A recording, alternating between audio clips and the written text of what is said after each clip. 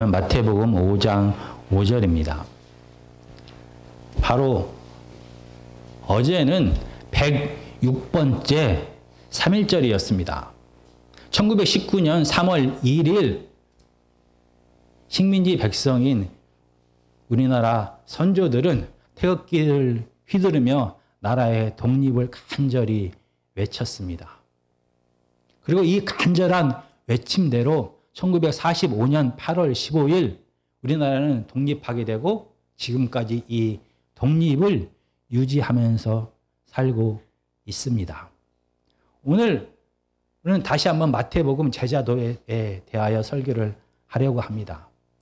예수님 당시에 이스라엘 백성들은 식민지 상태였습니다. 기원전 587년 바벨론에 의하여 멸망한 이후로 600년 이상이나 계속 식민 지배를 받고 있는 상태입니다.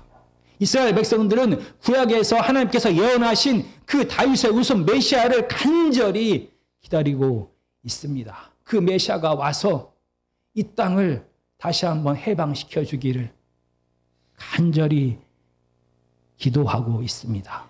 그때 광야에서 그리고 이스라엘 땅에서 하나님의 나라에 대한 소식이 선포되기 시작합니다. 회개하라, 천국이 가까웠다라고 침례 요한은 외치고 있고 예수님 역시 같은 이야기를 하고 있습니다. 이 천국은 바로 말 그대로 하나님 나라입니다. 이렇게 예수님께서 하나님 나라를 전파하시고 모든 병든 자들을 다 고치셨습니다. 그러자 많은 이스라엘 백성들이 예수님 앞에 다 모여들기 시작합니다. 그때 많은 이스라엘 백성들 앞에서 예수님께서는 하나님 나라의 헌법, 통치 원리인 팔복을 선포하셨습니다. 이 팔복 중에서 나라를 잃고 땅을 잃고 식민지 백성으로 살아가는 이스라엘 백성들의 가슴을 두근거리게 하는 말씀이 있었습니다. 바로 마태복음 5장 5절입니다. 마태복음 5장 5절은 신약성경 5페이지입니다. 우리가 다 같이 천천히 읽도록 하겠습니다. 시작. 온유한 자는 복이 있나니 그들이 땅을 기업으로 받을 것이며.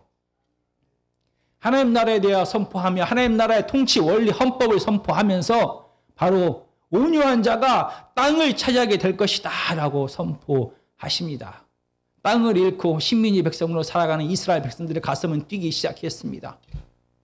단순하게 이 땅을 기업으로 받는다라는 것은 땅을 자기 소유로 삼는다는 것보다 더 큰 의미를 갖고 있습니다. 이스라엘 백성들이 생각하는 이 땅은 무엇입니까? 오늘 마태복음 5장 5절의 배경이 되는 곳은 시편 37편 11절입니다. 제가 읽어보겠습니다. 시편 37편 11절입니다. 그러나 온유한 자들은 땅을 차지하며 풍성한 화평으로 즐거워하리로다. 이 시편 37편에서 이 땅은 이스라엘 백성들이 받은 그 가나안 땅을 말합니다. 이스라엘 백성들은 430년이나 땅 없이 나라 없이 애굽에서 살았습니다. 하나님께서는 이스라엘 백성들을 불쌍하게 생각하사 그들을 하나님의 능력으로 애굽에서 구원하셨습니다. 그리고 이스라엘 백성들에게 가나안 땅을 약속하셨습니다. 그리고 하나님과 함께 이 가나안 땅에서 하나님의 나라가 시작될 것입니다. 그때 하나님께서는 이스라엘 백성에게 특정한 사람들에게만 이 땅을 주겠다라고 약속하셨습니까? 아닙니다. 하나님께서는 모든 이스라엘 백성들에게 그들의 가족의 수에 따라 공평하게 이 가나안 땅을 분배하시겠다라고 약속하셨습니다. 그리고 실질적으로 그렇게 가나안 땅은 그 사람의 능력과 지위와 형편과 남녀노소에 따라서 분배된 것이 아니라 그 가족의 수에 따라서 공평하게 분배되었습니다. 그런데 왜 오늘 본문에서 예수님께서는 온유한 자만이 이 땅을 기업으로 받게 될 것이다 라고 말하는 것입니까? 그 이유는 이스라엘의 역사를 통하여 우리가 알 수가 있습니다. 민수기 13장입니다. 민수기 13장은 구약성경 215페이지입니다. 예수께서 모세에게 말씀하여 이르시되 사람을 보내어 내가 이스라엘 자손에게 주는 가나안 땅을 정탐하게 하되 그들의 조상의 감은 각 지파 중에서 지휘관된 자 한 사람씩 보내라. 25절입니다. 40일 동안 땅을 정탐하기를 마치고 돌아와. 32절입니다. 이스라엘 자손 앞에서 그 정탐한 땅을 악평하여 이르되 우리가 두루 다니며 정탐한 땅은 그 거주민을 삼키는 땅이요 거기서 본 모든 백성은 신장이 장대한 자들이며 거기서 네피림 후손인 아낙 자손의 거인들을 보았나니 우리는 스스로 보기에도 메뚜기 같으니 그들이 보기에도 그와 같을 것이니라. 정말 430년 만에 이스라엘 백성들은 자기네들이 살 땅, 새 땅을 받기를 하나님께 약속을 받고 드디어 그 가나안 땅이 눈앞에 있습니다. 그리고 하나님께서는 각 지파에서 한 명씩 12명을 미리 이 정탐꾼으로 보내 그 땅을 살펴보도록 했습니다. 40일 동안이나 이 가나안 땅을 살펴보았습니다. 이 가나안 땅은 하나님의 말씀대로 젖과 꿀이 흐르는 풍요로운 땅이었습니다. 그리고 하나님의 말씀대로 이미 그 땅에는 가나안의 7 민족이 정착하여 살고 있습니다. 그들 보기에 가나안 민족들은 너무나 키가 크고 장대했습니다. 그리고 그들 중에는 거인족도 있었습니다. 그래서 10명의 정탐꾼들은 이 백성들 앞에서 이야기합니다. 그들 보기에 우리는 너무나 메뚜기와 같습니다. 아무리 하나님께서 약속하셨을지라도 아무리 그 땅이 풍요로울지라도 우리는 이 거인들을 이 7 족속들을 싸워 이길 수가 없습니다. 그래서 이스라엘은 하나님의 약속을 저버리고 그들이 너무나 두려워서 다시 땅이 없는 상태, 나라를 잃은 노예 상태로 돌아가기로 결정을 하게 됩니다. 그리고 민수기 14장 29절과 30절은 이렇게 말합니다. 너희 시체가 이 광야에 엎드러질 것이라. 너희 중에서 20세 이상으로서 계수된 자 곧 나를 원망한 자 전부가 여분네의 아들 갈렙과 눈의 아들 여호수아 외에는 내가 맹세하여 너희에게 살게 하리라 한 땅에 결탄코 들어가지 못하리라. 정말 하나님께서 말씀하신 대로 갈렙과 여호수아 2명을 제외하고는 모든 이스라엘 백성들은 이 광야에서 다 사라져 버렸습니다. 그럼 왜 이 2명 갈렙과 여호수아는 이 가나안 땅에 들어가서 이 가나안 땅을 차지하게 된 것입니까? 민수기 13장 6절부터 9절까지입니다. 217페이지입니다. 그 땅을 정탐한 자 중 눈의 아들 여호수아와 여분네 아들 갈렙이 자기들의 옷을 찢고 이스라엘 자손의 온 회중에게 말하여 이르되 우리가 두루 다니며 정탐한 땅은 심히 아름다운 땅이라. 여호와께서 우리를 기뻐하시면 우리를 그 땅으로 인도하여 들이시고 그 땅을 우리에게 주시리라. 이는 과연 젖과 꿀이 흐르는 땅이니라. 9절이 참 아주 재밌습니다. 다만 여호와를 거역하지는 말라. 또 그 땅 백성을 두려워하지 말라. 그들은 우리의 먹이라. 그들의 보호자는 그들에게서 떠났고 여호와는 우리와 함께 하시느니라. 그들을 두려워하지 말라 하나. 갈렙과 여호수아는 이스라엘 백성들 앞에서 말합니다.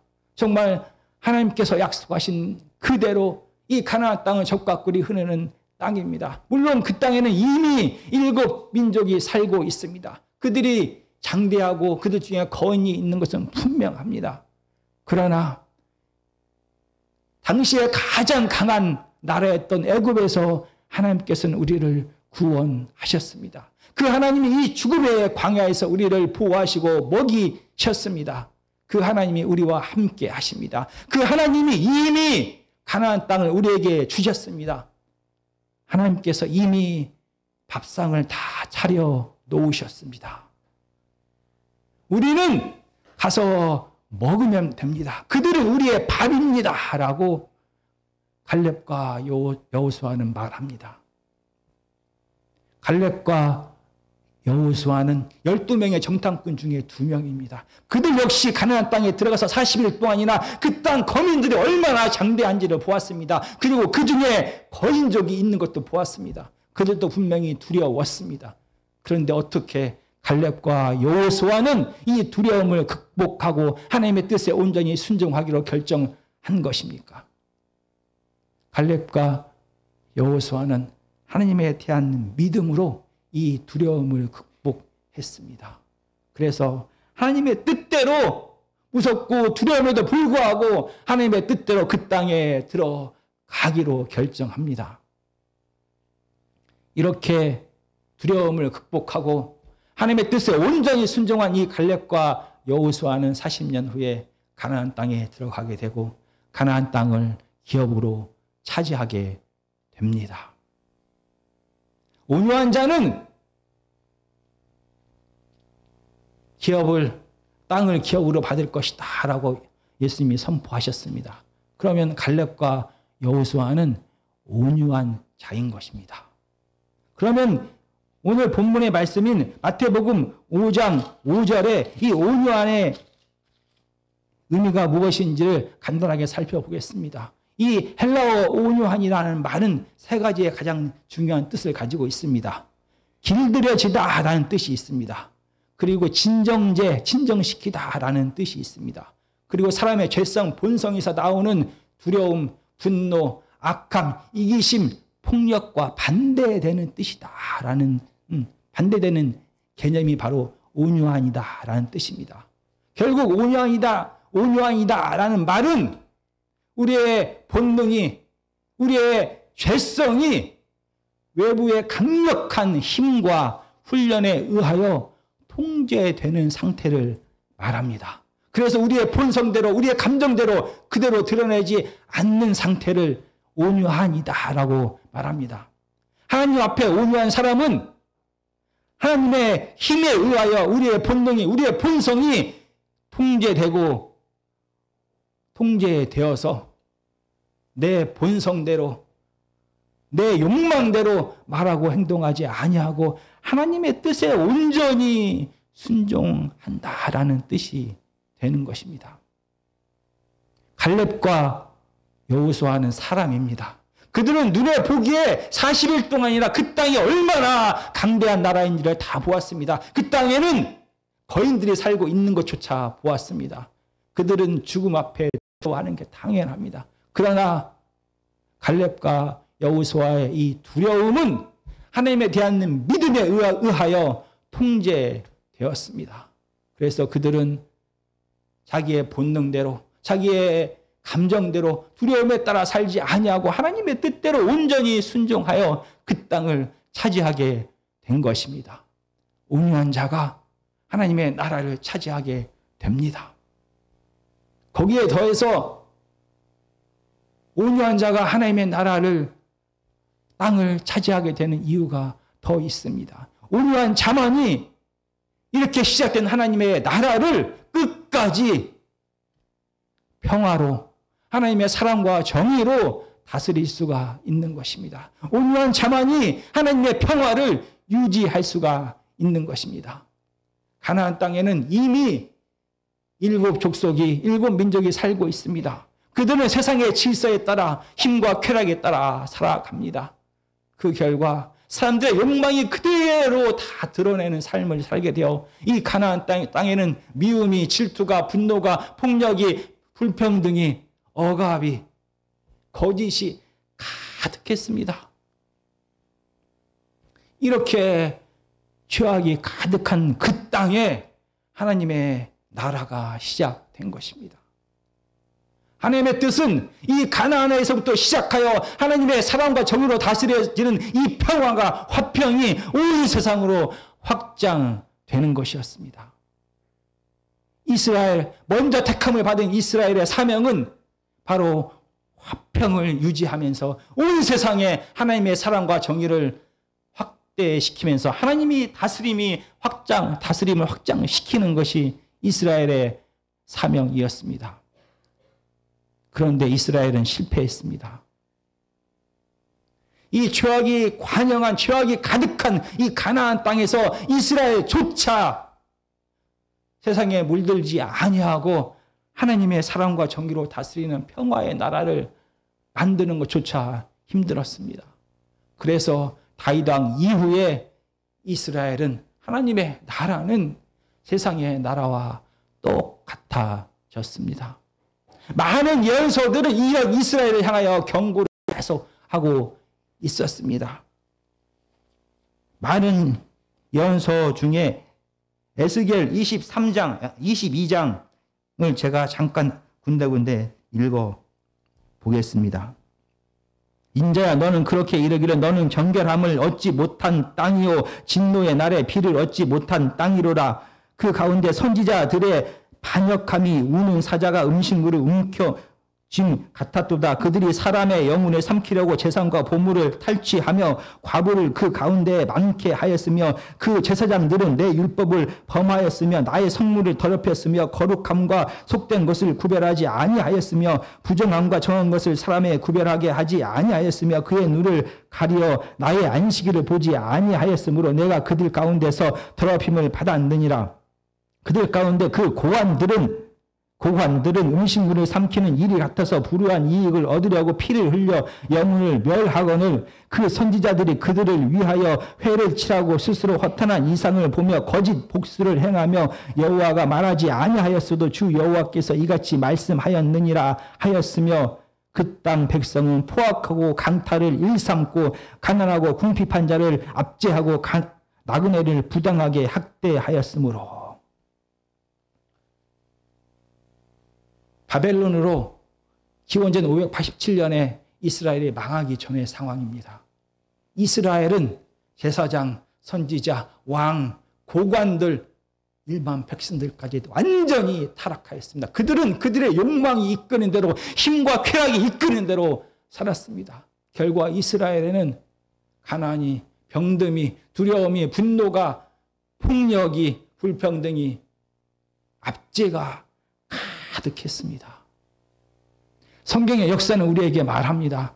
그 땅에 죄악이 관영하게 되었을 때, 그 땅에 죄악이 가득하게 되었을 때 그 땅은 그 땅에 사는 사람들을 토해낸다라고 성경의 역사를 말합니다. 가나안 민족들이 힘과 쾌락을 추구하면서 그 땅에 죄악이 관영하도록 그들의 욕망이 가득하게 사는 결과 그들은 가나안 땅을 빼앗기게 되었습니다. 마찬가지로 이스라엘 백성들이 이 가나안 민족들처럼 자기의 본성에 따라서, 욕심에 따라서 힘과 쾌락을 추구하면서 살아갈 때 이스라엘 땅에, 가나안 땅에 죄악이 가득했습니다. 결국 이 가나안 땅은 이스라엘 백성들을 토해내버렸습니다. 이스라엘은 땅을 잃고 바벨론으로 포로가 되어 쫓겨가게 되었습니다. 온유하지 않은 자, 자기의 본성을 그대로 드러내는 자들을 통하여 하나님의 나라는 유지될 수가 없습니다. 그 땅에는 죄악이 가득하게 되고 결국 토에 버림을 당하게 되는 것입니다. 하나님께서는 그럼에도 불구하고 이스라엘 백성들을 너무나 사랑하셨습니다. 그래서 이번에는 자기의 아들 되신 예수님을 메시아로서 이 땅에 보내셨습니다. 예수 그리스도를 통하여 다시 한번 하나님의 나라가 시작되게 하셨습니다.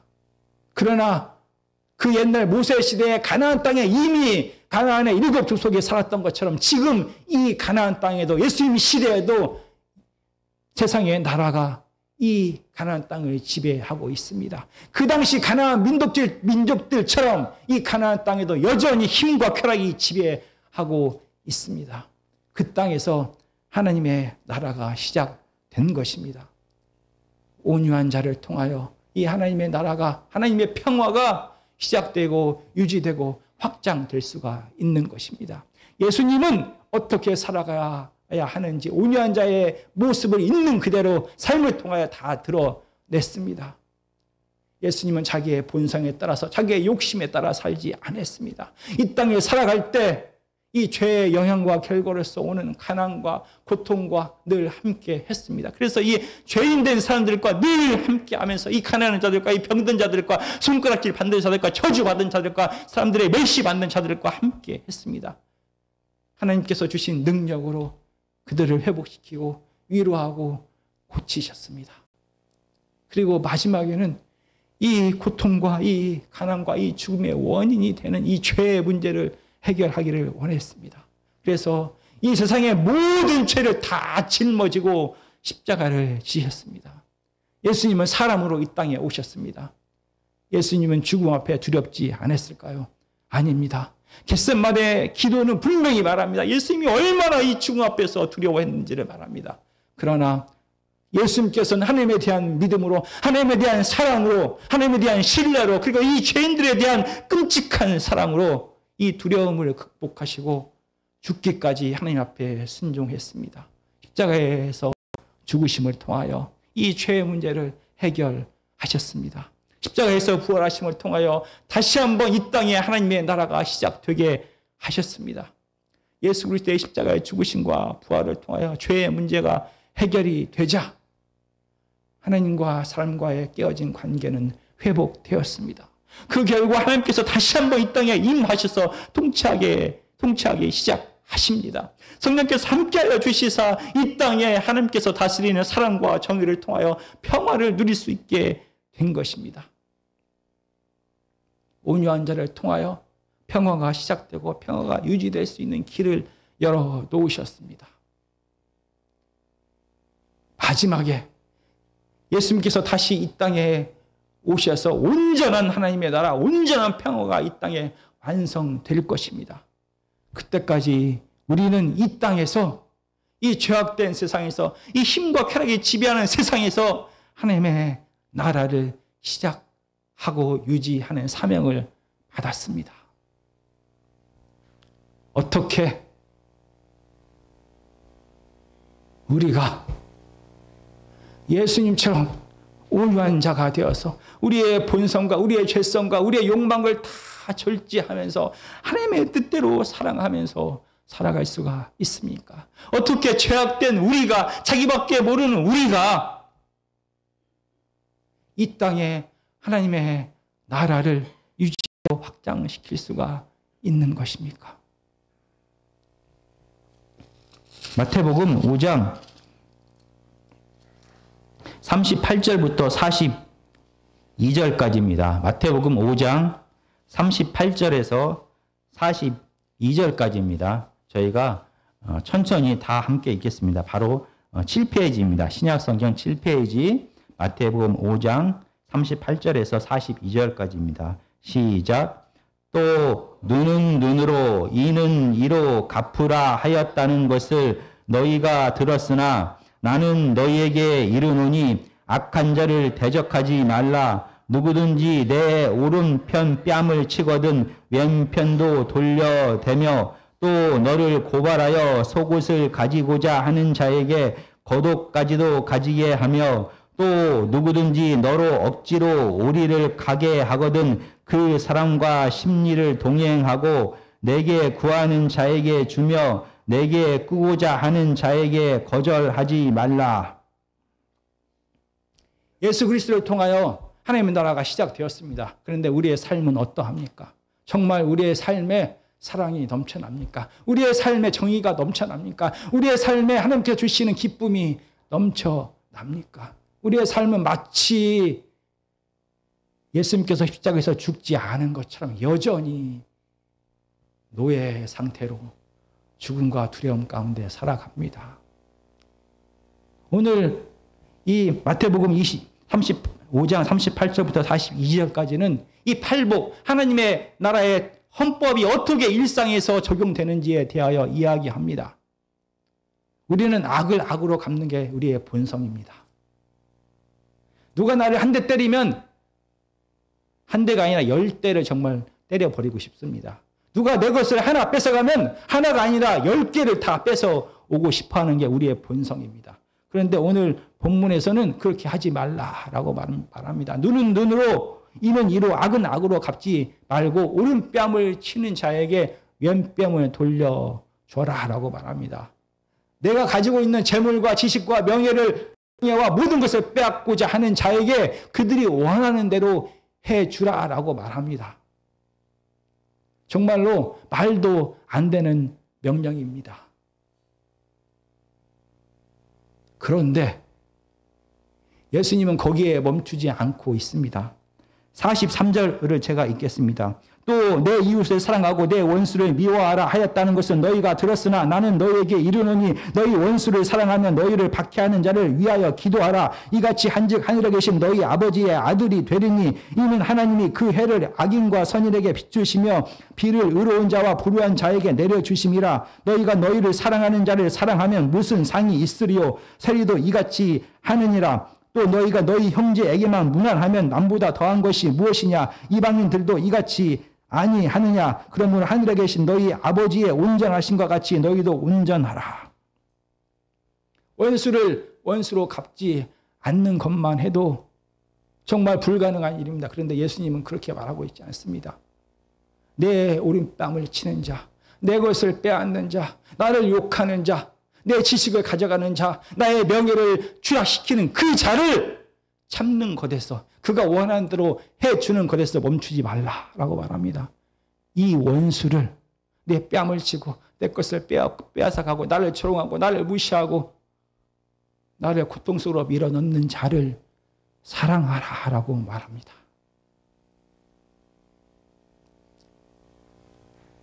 하나님께서 이 죄인된 사람들에게 여전히 사랑하시고 보호하시고 해를 내려주시고 그들에게 공급하시는 것처럼 그렇게 사랑하라라고 말합니다. 하나님께서 이 죄인들을 위하여 사랑하는 아들을 십자가에 죽게 하신 것처럼 그렇게 원수까지 사랑하라라고 말합니다.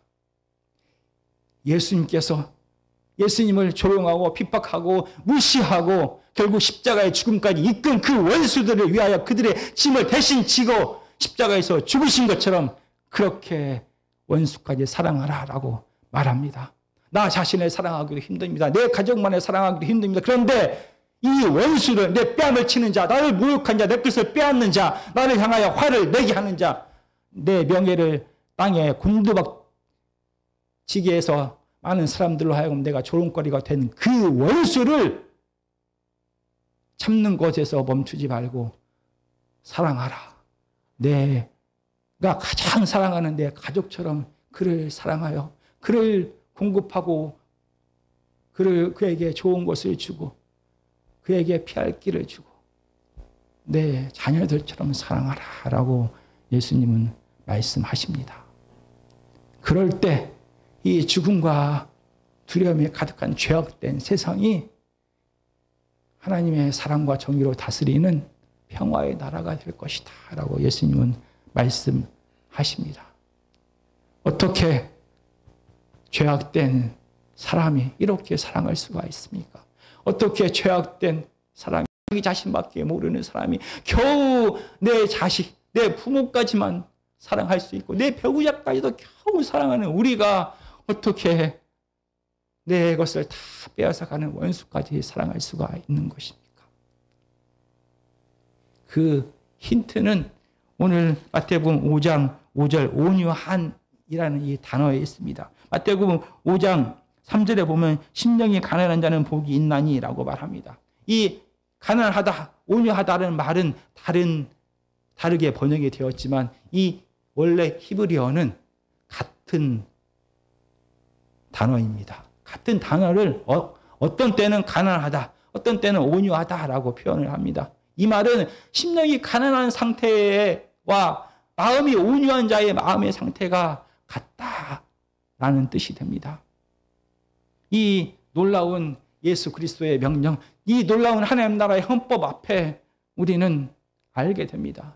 내 힘으로, 내 능력으로, 내 의지로, 내 사랑으로는 절대 한 영혼도 사랑할 수 없다라는 것을 알게 됩니다. 그래서 우리는 이 찢어진 가슴을 가지고, 이 부끄러운 가슴을 가지고 하나님 앞에 나아갑니다. 하나님, 내 힘과 능력과 내 의지로는 내가 사랑하는 이 사람, 사랑하기도 힘든데 내 힘과 내 능력과 내 의지로는 나를 핍박하는 이 사람까지는 도저히 사랑할 수가 없습니다. 나를 핍박하는 이 자를 한 대 때려주고 싶습니다. 속이 시원할 것만 같습니다. 근데 어떻게 내가 이 자를 사랑할 수가 있습니까? 내가 내 자신을 사랑하는 것처럼 어떻게 이 자를 위하여 내가 모든 것을 다 버릴 수가 있는 것입니까? 우리는 하나님 앞에 나아가서 하나님 앞에 울 수밖에 없습니다. 그때 하나님께서는 우리와 함께 하십니다. 하나님께서는 하나님 앞에 가까이 나아가는 자에게 우리의 진짜 벌거벗겨진 우리의 죄된 모습을 보게 합니다. 우리가 얼마나 내 절제되지 않은 이 죄성이, 내 통제되지 않은 이 분노가, 내 통제되지 않는 이 이기심이, 내 통제되지 않는 이 탐욕이 얼마나 내 이웃들의 마음을 상하게 하고 그들을 절망하게 하고 그들을 가난하게 하고 그들을 죽음으로 몰았는지를 알게 하십니다. 통제되지 않고 절대되지 않고 쏟아부은 내 말이, 내 마음이, 내 행동이, 내 눈빛이, 내 이기심이, 내 탐욕이 우리의 이웃들에게 얼마나 큰 상처를 주게 했는지 하나님은 보게 하십니다. 내가 얼마나 더러운 죄인인지, 내가 얼마나 이기심이 가득하고 내가 얼마나 용서받을 수 없는 죄인인지를 하나님 앞에 섰을 때 우리는 보게 됩니다. 그런데 하나님께서는 이런 우리를 용서하시고 사랑하시고 다시 한번 힘을 주십니다. 이 하나님의 사랑 앞에서 이 하나님께서 주시는 새 힘으로 우리는 다시 한번 우리의 원수 앞에 나아갈 수가 있습니다. 그래서 이 통제되지 않는 우리의 감정을 그대로 드러내는 것이 아니라 하나님께서 함께 하심을 통하여 하나님의 성령의 힘을 통하여 우리는 이 통제되지 않는 우리의 분노를, 우리의 이기심을, 우리의 눈빛을, 우리의 행동을, 우리의 욕망을, 우리의 폭력을 그대로 드러내지 않고 절제하기 시작합니다. 그리고 하나님의 뜻대로, 하나님의 마음대로, 하나님의 사랑으로 그 이웃을 바라보게 되고 점점 더 예수님처럼 죄성을, 본성을 통제할 수 있는 온유한 자가 되는 것입니다. 이렇게 하나님께서 우리가 함께 하셔서 우리의 본성을, 우리의 욕망을, 우리의 이기심을 통제해 주었을 때 우리의 마음은, 우리의 가정은, 우리의 공동체는 그때야 겨우 하나님의 임재와 통치를 통한 평화를 맛보게 되는 것입니다. 제자는 누구입니까? 제자는 예수 그리스도의 삶을 따라가는 자가 제자입니다. 예수님께서는 예수님 인간으로 오셨습니다. 예수님이 가지고 있는 본성 그대로를 드러내지 아니하고 예수님의 욕망을 그대로 드러내지 아니하고 예수님의 욕심을 그대로 드러내지 아니하고 예수님의 두려움을 그대로 드러내지 아니하고 하나님에 대한 믿음과 하나님에 대한 신뢰와 이웃에 대한 사랑을 통하여 이 모든 죄성을, 본성을 통제하고 하나님의 마음으로 그들을 사랑하셨습니다. 그 결과 예수님이 머무는 곳에는 평화가, 하나님의 임재와 통치를 통한 평화가 시작되고 유지될 수 있었던 것입니다. 제자는 예수님을 따라가는 자입니다. 예수님처럼 우리의 본성을 그대로 드러내지 아니하고 하나님의 사랑으로, 이웃에 대한 사랑으로, 하나님에 대한 믿음으로 통제하는 자가 온유한 자입니다. 이러한 온유한 자를 통하여 우리의 가정에, 우리의 공동체에 하나님의 사랑과 정의가, 하나님의 평화가 흘러가기 시작할 것입니다.